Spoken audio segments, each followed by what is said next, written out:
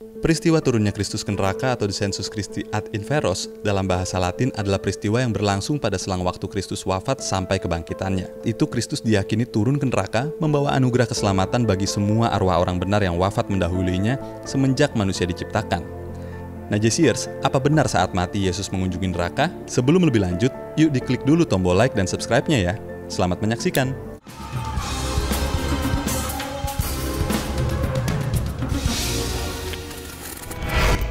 Saat itu Kristus diyakini turun ke neraka membawa anugerah keselamatan bagi semua arwah orang benar yang wafat mendahulunya semenjak manusia diciptakan.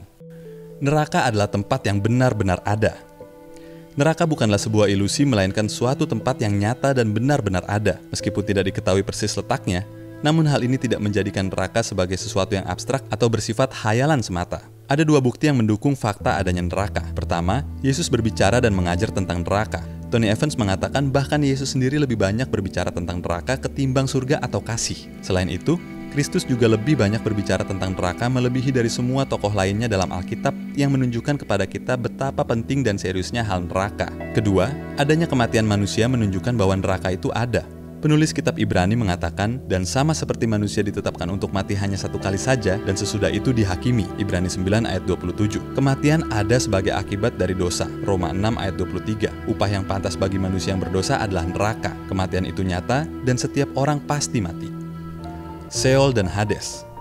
Neraka dan surga diyakini merupakan tempat kehidupan setelah kematian. Neraka dikhususkan bagi orang fasik dan surga bagi mereka yang beriman. Alkitab ditulis dalam bahasa Ibrani dan Yunani, dan untuk melihat pengertian neraka dalam iman Kristen, maka perlu dilihat dalam bahasa aslinya. Untuk kata neraka, Perjanjian Lama yang ditulis dengan bahasa Ibrani menuliskan dengan kata Seol, yang dalam bahasa Inggris diterjemahkan dengan kata hell. Seol adalah kata yang merujuk kepada dunia orang mati. Dalam Perjanjian Lama, kata ini umum dipakai dalam doa dan nyanyian, dan dipahami sebagai suatu tempat di mana orang baik dan orang jahat berada setelah mati. Ada 6 karakteristik penggunaan kata Seol dalam Perjanjian Lama. Pertama, sebagai suatu tempat di mana tidak ada yang bisa lari dan menyelamatkan diri.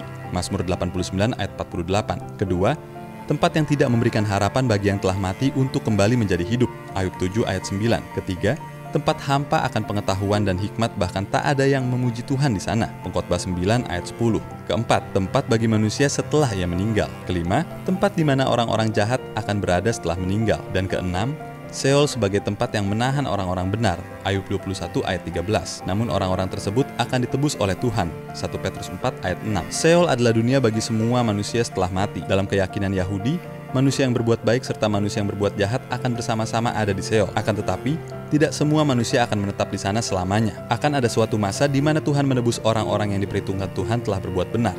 Tidak hanya benar, Tuhan juga menebus orang-orang yang setia kepadanya. Dalam Septuaginta yang merupakan terjemahan Alkitab Ibrani ke dalam bahasa Yunani, istilah Seol kemudian diterjemahkan ke dalam bahasa Yunani menjadi Hades. Sebagaimana ditunjukkan dalam Yesaya 38 ayat 18. Hades adalah tempat ataupun keadaan dari jiwa orang yang telah meninggal dunia. Dalam Alkitab King James Version, kata Hades muncul 11 kali.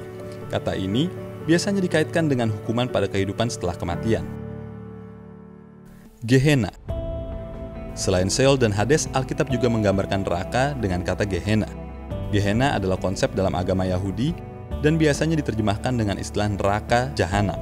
Kata Gehenna berasal dari kata Yunani Gena, yang merupakan terjemahan dari kata Ibrani Gehinom. Konon kata Hinom berasal dari nama pemilik lembah yaitu Ben Hinnom, Yeremia 7 ayat 32. Dalam tradisi Yahudi atau Ibrani, kata ini merujuk kepada nama sebuah lembah di dekat kota Yerusalem, yaitu lembah Hinnom. Pada zaman dahulu, lembah ini dikenal sebagai tempat sampah, tempat bangkai hewan, dan mayat para penjahat yang dihukum mati. Sementara itu, menurut catatan Alkitab, Nabi Yeremia pernah menubuatkan bahwa lembah ini akan menjadi lembah pembantaian dan tempat penguburan.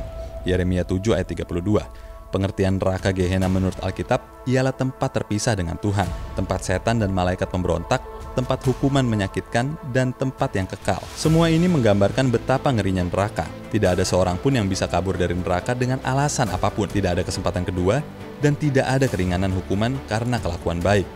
Yesus mengunjungi neraka. Keyakinan mengenai peristiwa Yesus mengunjungi neraka diungkapkan dalam pengakuan iman rasuli turun ke dalam kerajaan maut. Peristiwa ini tersirat dalam 1 Petrus 3 ayat 19-20 yang menyatakan bahwa Yesus pergi memberitakan Injil kepada roh-roh yang ada di dalam penjara. Yesus mengunjungi neraka dikenal dengan istilah turunnya Kristus ke neraka atau geger neraka. Dipercaya bahwa peristiwa Kristus mengunjungi neraka dalam Alkitab diterjemahkan ke dalam kata Sheol yang mewakili beberapa arti, yakni dunia orang mati, Matius 11 ayat 23, rahim bumi, Matius 12 ayat 40, alam maut, Matius 16 ayat 18, kerajaan maut, Wahyu 1 ayat 18. Dalam 1 Petrus 3 ayat 19-20 diyakini bahwa Yesus mendatangi tempat yang dituliskan sebagai Hades. Semua orang mati pada masa perjanjian lama, orang percaya maupun tidak, akan pergi ke tempat yang disebut Sheol atau Hades. Contohnya Kejadian 37 ayat 35, Ayub 14 ayat 13, Ayub 17 ayat 13, Mazmur 88 ayat 4, serta Yesaya 38 ayat 10.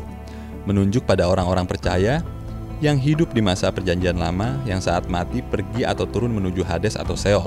Sedangkan contoh untuk orang fasik yang tidak percaya yang juga masuk ke Hades atau Sheol dapat dilihat dari ayat-ayat di dalam Ayub 17 ayat 13 dan Mazmur 49 ayat 15. Mengenai Sheol dan Hades juga dapat dilihat dari kisah Lazarus dalam pangkuan Abraham dan orang kaya yang disiksa dalam Lukas 16 ayat 22-31. Ada yang beranggapan bahwa pengakuan Abraham adalah surga, sedangkan tempat siksaan orang kaya itu adalah neraka.